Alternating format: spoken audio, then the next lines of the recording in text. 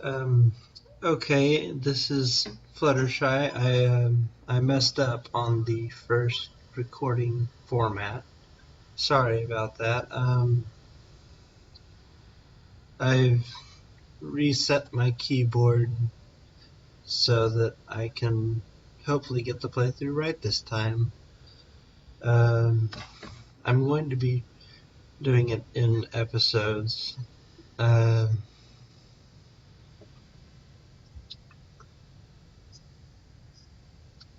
okay, I'm sorry. I've gotten through part of the Minish Cap, but as soon as I get back to where I was, I'm going to switch back to my other file so I can continue further on. Uh, I'm going to try for all of my videos to start from the beginning of each game so that everyone can hear like the story and everything. But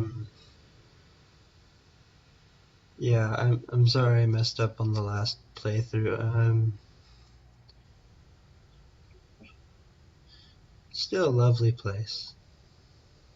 At least right now it's peaceful, and I was a little surprised when they added that you and Zelda are childhood friends in this story. It's a nice twist, though. I'm sorry if I'm talking too much. Good morning, Master Smith. Goodness me, Princess Zelda. Did you sneak out of the castle and come all this way alone? The Minister is sure to be worried about you. You know how he gets. Uh, I'm going to stop reading, but I'm going to try to leave it a little slow so that everyone who watches can read.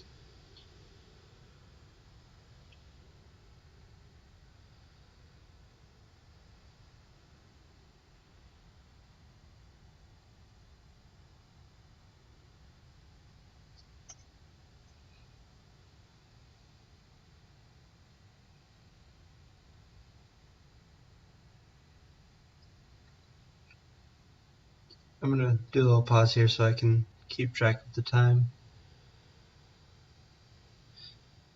I don't want to make it too long.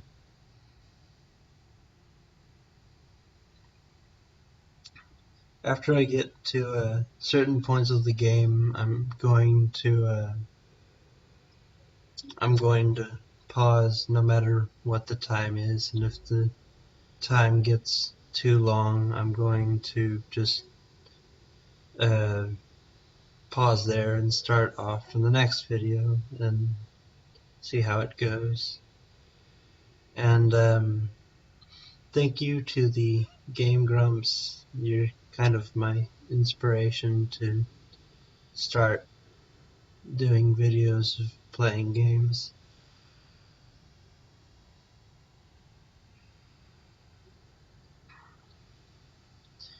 I'll admit most of the things you talk about are random enough that it's actually a little more interesting than um, the actual story of the games you play.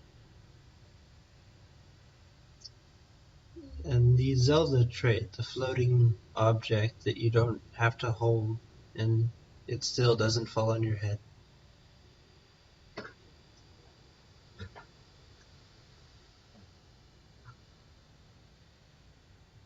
And there's the childhood friends. I feel bad for everything that Zelda goes through. I mean, in every game something goes wrong, and she has to deal with it.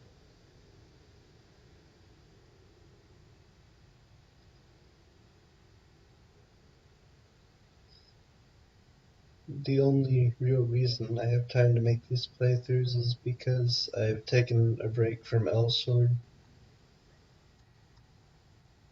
I swear that hair still looks like a plant on the back of his head.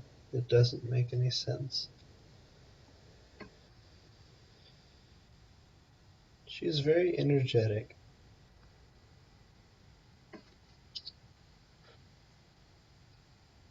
There's always someone will meet that is one of those people who just can't stay still.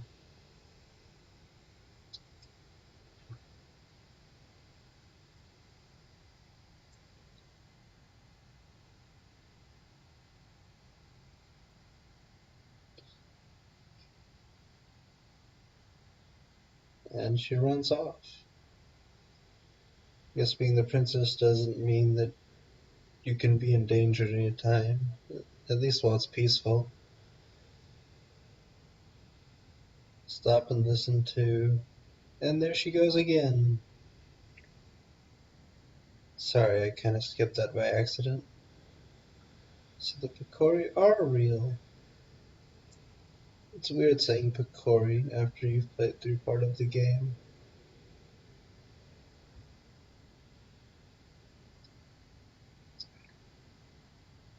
And calling myself Fluttershy is just because of one of my friends. It was the nickname that they gave me. I enjoy it, but I'm not trying to break any copyright rules or anything. It's just kind of my nickname now.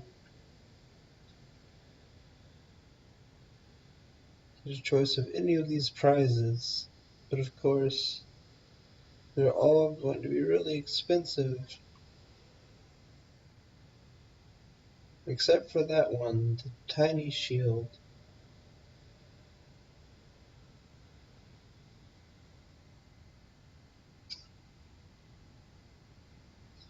And then, of course, the shield is adorable.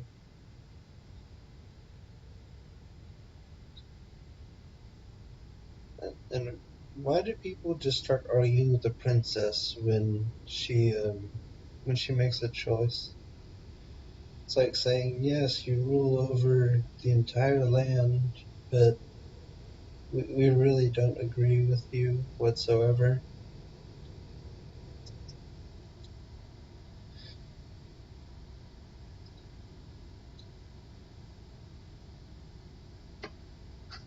And you get a shield.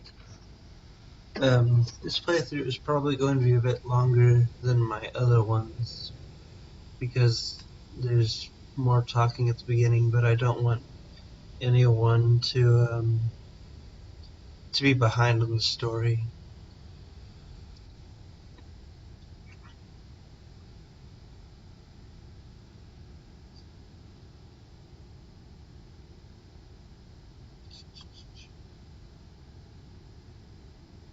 No, keep up with me.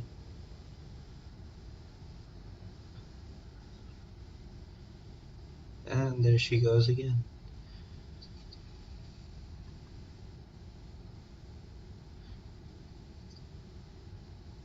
And of course, that shield, and you still don't run out to protect her.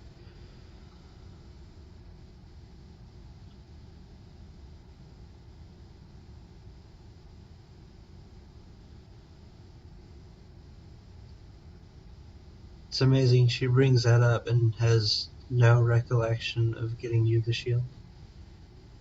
I'm sorry, that was rude. Just ignore that. I'm going to speed up through some of this so that I don't get too long into the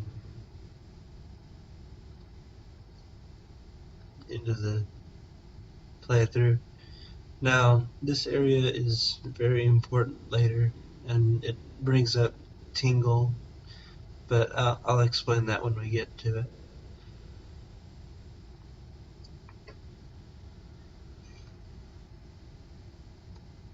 When we talk to him.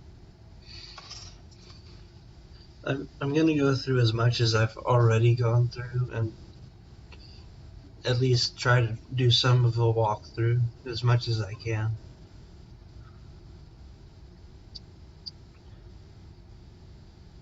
And through this game I will not be using the spacebar to speed everything up as much as I would normally like to.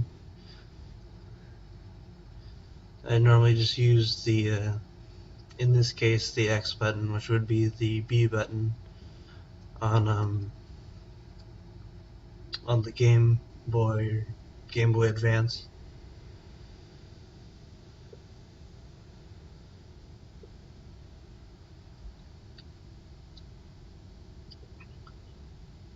And I've already hit 10 minutes, so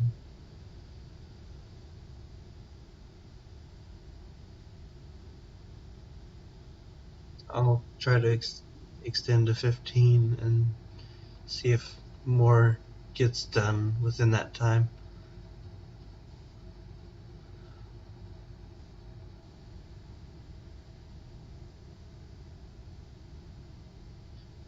I feel so bad for them.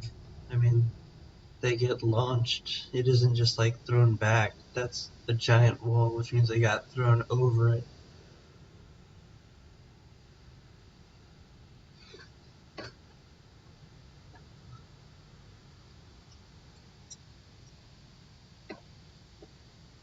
I still haven't faced those.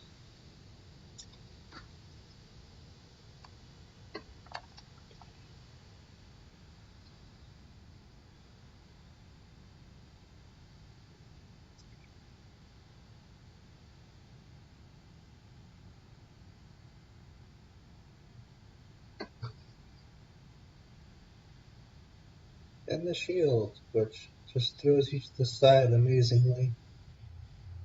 Not too good for defense, apparently.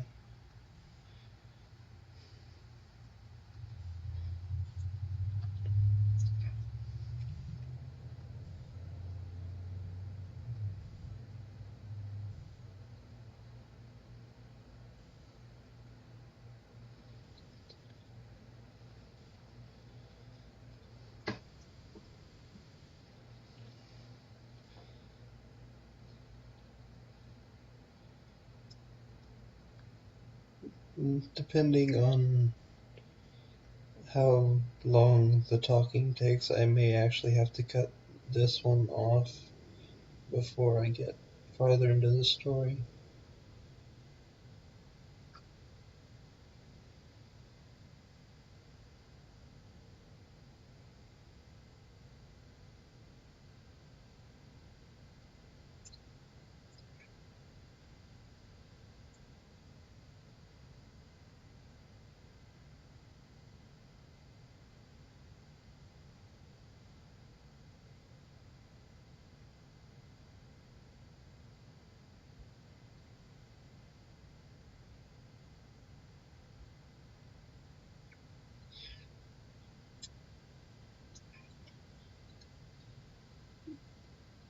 Again, I'm sort of sorry about going through this story, but I don't want anyone being left out of the main playthrough.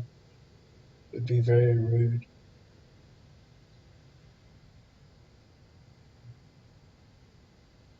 It seems like that's the only item you actually hold when you hold it up.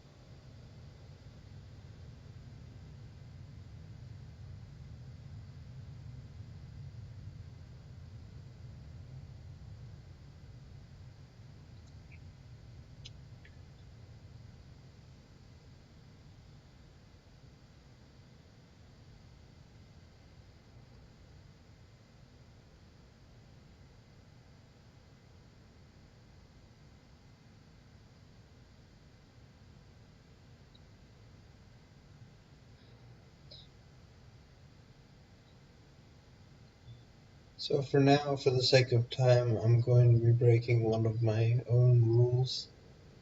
I'm going to be holding the space bar to speed up so I can get to, well, as far as I can get.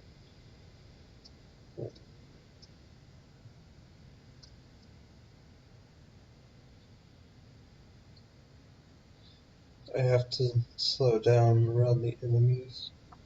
What I mainly want to do is I want to get to at least one point before I cut off this video. And okay, now I will not be using the spacebar.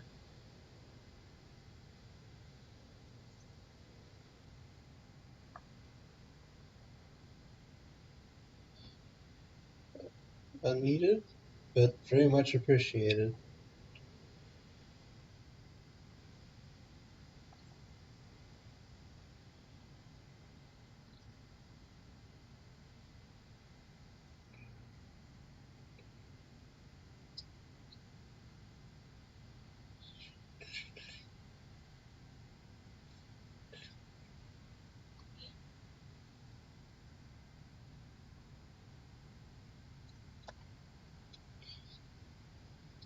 Now, for any new player, when you get the bombs, they will not work on those walls. I've tried, and until I found the right item, those drove me crazy. I'm going to try to skip some of the fighting so I can get further in the story.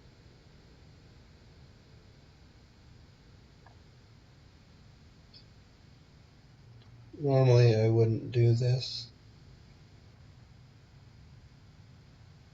And by the way, right now I'm not using the space bar. You just hold the B button and that'll speed up the talking.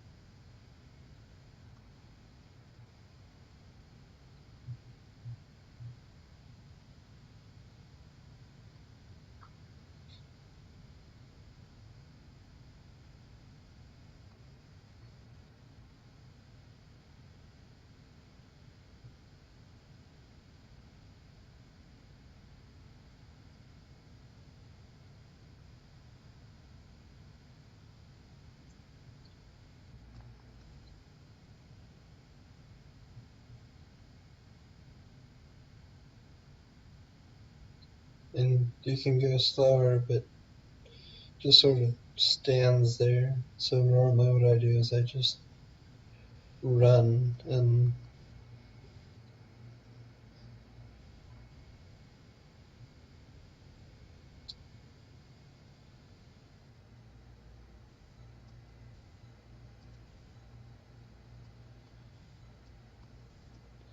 so I'm going to save here, and that's going to end this episode.